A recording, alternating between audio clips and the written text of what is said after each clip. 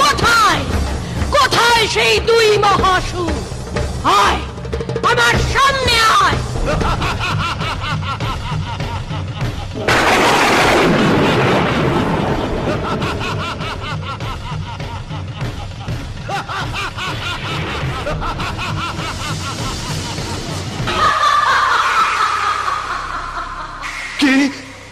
এ কি মহিষাসুর?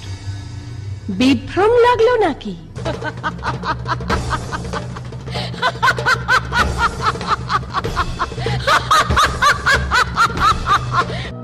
সমস্ত স্বর্গ ও মর্তের ঐশ্বর্য অলংকার যা আমি দেবরাজ ইন্দ্রকেও দেবতাদের যুদ্ধে পরাজিত করে লাভ করেছি।